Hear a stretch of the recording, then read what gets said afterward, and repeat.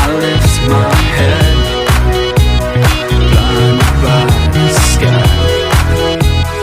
Feel my way in front, following the sound. It moves away so fast, fall down to the ground. I know there's more to come. Jump back to my feet. Assalamualaikum warahmatullahi wabarakatuh dan selamat pagi. Puji syukur atas hadirat Tuhan Yang Maha Esa, yang mana Dia telah memberikan kita kesehatan, kesempatan beserta umur yang panjang sehingga kita dapat melakukan kegiatan kita pada hari ini. Kami dari kelompok 1 akan mempresentasikan hasil dari materi kami. Yang pertama, penyakit flu burung, yang kedua virus SARS, yang ketiga penyakit antraks, tiga penyakit rabies, dan yang terakhir HIV/AIDS. Dan adapun materi yang pertama akan dipresentasikan oleh Irma Alia Putri. Kepada Irma Alia Putri kami persilakan. Warahmatullahi wabarakatuh. Waalaikumsalam warahmatullahi wabarakatuh. Perkenalkan, nama saya Irma Alia Putri. Penyakit flu burung. Flu burung adalah penyakit influenza disebabkan oleh virus influenza tipe A yang terdapat pada unggas dan umumnya tidak menular pada manusia. Namun, beberapa tipe di antaranya ternyata dapat menyerang manusia, khususnya virus influenza subtipe A5N1. Etiologi penyakit flu burung. Penyebab flu burung adalah virus influenza tipe A. Virus influenza termasuk famili Orthobacillus. Virus influenza tipe A dapat berubah-ubah bentuk dan dapat menyebabkan epidemi dan endemi. Virus influenza dari saya, materi selanjutnya akan dibawa oleh teman saya. Perkenalkan, nama saya Musari Wajah. Saya kesini, saya akan melanjutkan materi dari Irma Alia Putri, yaitu patofisiologi penyakit flu burung. Flu burung bisa menular ke manusia bila terjadi kontak langsung dengan ayam atau unggas yang terinfeksi flu burung. Virus flu burung hidup di saluran pencernaan unggas. Unggas yang terinfeksi dapat pula mengeluarkan virus ini melalui tinja, yang kemudian kembali dan lanjut menjadi semacam bubuk. Bubuk inilah yang dihirup oleh manusia atau binatang lainnya. Manifestasi klinis penyakit flu burung. Tanda dan gejala pada unggas yang sakit cukup bervariasi, mulai dari gejala ringan atau nyaris tanpa gejala sampai sangat berat. Hal ini tergantung dari keganasan virus, lingkungan, dan keadaan unggas sendiri. Gejala yang timbul seperti jengger berwarna biru, kepala bengkak, sekitar rasa bengkak, demam, diare, dan tidak mau makan. Dapat terjadi gangguan pernafasan berupa batuk dan bersin. Gejala awal dapat berupa gangguan reproduksi berupa penurunan produksi telur. Yang terakhir, komplikasi penyakit flu burung. Yang pertama meningitis, yang kedua encephalitis, yang ketiga myocarditis, yang keempat pneumonia. Dari saya materi flu burung. Baik, selanjutnya pemaparan materi dari virus SARS yang akan dibawakan oleh Andika dengan Praswandi. Kepada rekan saya dipersilakan. Terima kasih atas kesempatan yang diberikan kepada saya. Di sini saya akan memaparkan tentang materi virus SARS. Virus SARS. SARS adalah infeksi saluran pernapasan berat disertai dengan gejala saluran pencernaan yang disebabkan oleh coronavirus. Etiologi virus SARS. Etiologi SARS masih dipelajari. Pada 17 April 2003, WHO mengumumkan kesempatan bahwa coronavirus yang baru teridentifikasi adalah mayoritas agen penyebab SARS. Coronavirus berasal dari kata corona yang berasal dari bahasa Latin yang artinya crown atau mahkota. Ini sesuai dengan bentuk coronavirus. Bentuk sendiri yang kalau dilihat dengan mikroskop nampak seperti mahkota. Penyebabnya lain bisa karena penyakit apapun yang secara langsung ataupun tidak langsung yang melukai paru-paru, diantaranya A. Pneumonia, B. Tekanan darah yang sangat rendah atau shock, C. Terhirupnya makanan ke dalam paru-paru atau menghirup muntahan dari lambung, D. Beberapa transfusi darah, E. Kerusakan paru-paru karena menghirup oksigen konsentrasi tinggi. Patofisiologi virus SARS. Patofisiologi SARS diawali dengan interaksi protein pada SARS dengan sel di paru dan di jantung manusia melalui reseptor angiotensin converting enzim 2 atau ACE2.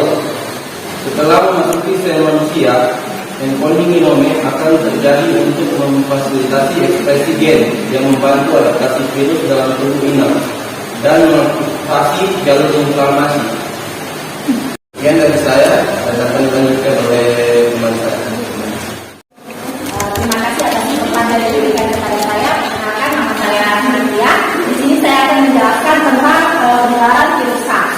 Yang pertama melalui uap air udara pernapasan, batuk atau bersin. Yang kedua melalui kontak kulit, jabat tangan atau pelukan. Yang ketiga melalui air minum, berciuman atau minuman bersama. Yang keempat melakukan kontak dengan permukaan yang terkontaminasi, selimut atau pegangan pintu. Selanjutnya gambaran klinis, pasien yang terinfeksi dapat mengalami perkembangan sindrom gangguan pernafasan akut, memiliki kemungkinan tinggi masuk ke perawatan intensif dan kemungkinan untuk meninggal. Sekian pemaparan tentang virus SARS yang saya bawakan pada siang hari ini. Terima kasih. Itulah tadi pemaparan materi dari penyakit virus SARS yang selanjutnya akan dilanjutkan dengan penyakit antraks yang akan dibawakan oleh PK Nur Aulia. Kepada rekan saya dipersilakan. Terima kasih. Perkenalkan, nama saya Eka Nur Aulia. Saya akan memaparkan penyakit antraks. Adalah penyakit yang disebabkan oleh kuman Bacillus anthracis, dapat menyerang semua hewan berdarah panas, termasuk unggas dan manusia. Antraks merupakan penyakit bakterial menyerang ternak manusia besar seperti sapi, kerbau. Itu disebabkan oleh Bacillus anthracis pembentukan spora, bersifat sangat fatal dan menular ke semua manusia melalui kontak kulit, inhalasi atau mengonsumsi produksi ternak yang terkontaminasi. Cara penularannya yaitu pada manusia terinfeksi dapat terjadi lewat kulit, mulut atau pernapasan. Wabah antraks pada umumnya ada hubungannya dengan tanah netral atau berkabut yang alkalis yang menjadi daerah inkubator kuman tersebut. Patofisiologi penyakit antraks manusia relatif paling terhadap invasi cutaneous oleh B. anthracis, tetapi organisme dapat masuk kotoran mikroskopik di kulit. Pada cutaneous anthrax, sebuah malinan berkembang pada tempat terjadinya infeksi. Pastule ini adalah daerah pusat nekrosis koagulasi atau unkos yang dikelilingi oleh vesikular yang berisi cairan atau darah, edema luas mengelilingi lesi. Manifestasi klinis. Klinis penyakit antraks, gejala klinis pada manusia yang pertama, antraks inhalasi secara pasif. Gejala klinis antraks inhalasi bersifat difasif. Yang kedua, antraks kulit, gejalanya berupa benjolan yang awalnya kecil dan kemudian yang besar. Yang ketiga, antraks gastrointestinal, gejala klinis berupa demam, nyeri abdomen difus, konstipasi atau diare. Dari saya dari pemaparan penyakit antraks. Terima kasih. Baik, itulah tadi pemaparan materi dari penyakit antraks, dan selanjutnya akan mempresentasikan penyakit rabies yang akan dibawakan oleh Kristianti Muhammad Jamal. Kepada rekan saya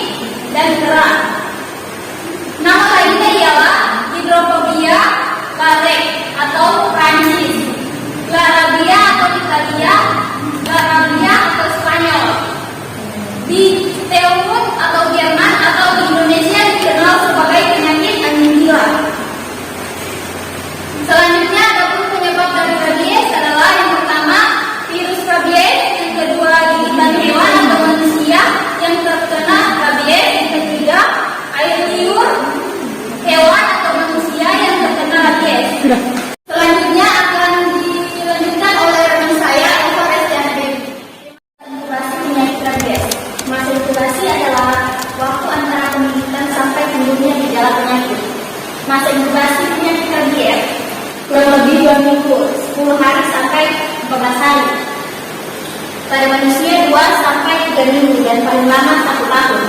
Masa inkubasi rabies 95% antara 3 sampai 4 bulan. Masa inkubasi bias bervariasi antara 7 hari sampai dengan 7 tahun. Hanya 1% kasus dengan inkubasi 1 sampai 7 tahun. Patofisiologi, virus rabies yang terdapat pada air liur hewan yang terinfeksi menularkan kepada hewan lainnya atau manusia melalui gigitan atau melalui jilatan pada kulit yang tidak tutup. Virus akan masuk melalui saraf-saraf menuju ke medula spinalis dan otak, yang merupakan kembang dengan kecepatan 3 mm per jam. Selanjutnya, virus akan berpindah lagi melalui saraf ke kelenjar liur dan masuk ke dalam air liur. Manifestasi klinis pada manusia secara teoritis, gejala klinis terdiri dari 4 stadium yang dalam keadaan sebenarnya sulit dipisahkan satu dari yang lainnya, yaitu yang pertama gejala pneumonia non spesifik, yang kedua infeksi akut, yang ketiga disfungsi batang otak, yang keempat koma dan kematian. Sekian materi rabies dari saya. Terima kasih. Baiklah, itu tadi pemaparan materi tentang penyakit rabies. Yang selanjutnya adalah penyakit HIV/AIDS yang akan dibawakan oleh saya sendiri. Sebelum masuk pada materi HIV, perkenalkan dulu nama saya Siti Rahmawati, dan di sini saya akan menjelaskan tentang HIV/AIDS. HIV adalah singkatan dari Human Immunodeficiency Virus, yang dimana infeksi virus adalah secara progresif menghancurkan sel-sel darah putih. Infeksi oleh HIV biasanya berakibat pada kerusakan sistem kekebalan tubuh secara progresif. Penyebab terjadinya infeksi oportunistik dan kanker tertentu, terutama pada orang dewasa. Acute Immunodeficiency Syndrome atau AIDS adalah suatu kumpulan kondisi klinis tertentu yang merupakan hasil dari infeksi HIV. Adapun cara penularan dari HIV ialah yang pertama hubungan seksual dengan penderita HIV/AIDS, yang kedua ibu pada bayinya, yang ketiga air susu ibu, dan yang keempat darah dan produk darah yang tercemar HIV/AIDS, yang kelima pemakaian alat kesehatan yang tidak steril, dan yang terakhir menggunakan jarum suntik secara bergantian. Fisiologi pada HIV/AIDS ada 3 tahap yang dikenali yang mencerminkan dinamika interaksi antara virus dan penjamu. Yang pertama, fase akut pada tahap awal. Yang kedua, fase kronis pada tahap menengah, dan fase kritis pada tahap akhir. Selanjutnya akan dilanjutkan oleh teman saya. Terima kasih, nama saya Dianita, ingin melanjutkan materi HIV. Manifestasi klinis. Menurut Melsa 2013, manifestasi klinis penyakit AIDS menyebar luas dan pada dasarnya dapat mengenai setiap sistem organ. Penyakit yang berkaitan dengan infeksi HIV dan AIDS terjadi akibat infeksi, malignasi, dan atau efek langsung HIV pada jaringan tubuh. Pembahasan berikut ini dibatasi pada manifestasi klinis dan akibat infeksi HIV berat yang paling sering ditemukan. Menurut Muller dan Suda 2013, upaya penanganan medis meliputi beberapa cara pendekatan yang mencakup penanganan infeksi yang berhubungan dengan HIV serta malignasi, penghentian replikasi virus HIV lewat preparat antivirus, dan penguatan serta pemulihan sistem imun melalui penggunaan preparat imunomodulator. Dan selanjutnya penata laksanaan. Yang pertama yaitu obat-obat untuk infeksi yang berhubungan dengan infeksi HIV. Yang kedua, penata laksanaan diare kronik. Yang ketiga, penata laksanaan sindrom pelusutan. Yang keempat, penanganan keganasan. Yang kelima, terapi antiretrovirus. Yang keenam, inhibitor protes. Yang ketujuh, perawatan pendukung. Yang kedelapan, terapi nutrisi. Dan yang terakhir, manfaat konseling dan VCT pada pasien HIV. Saya terima kasih. Itulah tentang pembahasan materi dari kelompok 1. Lebih dan kurangnya mohon dimaafkan karena kesempurnaan hanya milik Tuhan Yang Maha Esa. Baik, saya diri. Assalamualaikum warahmatullahi wabarakatuh.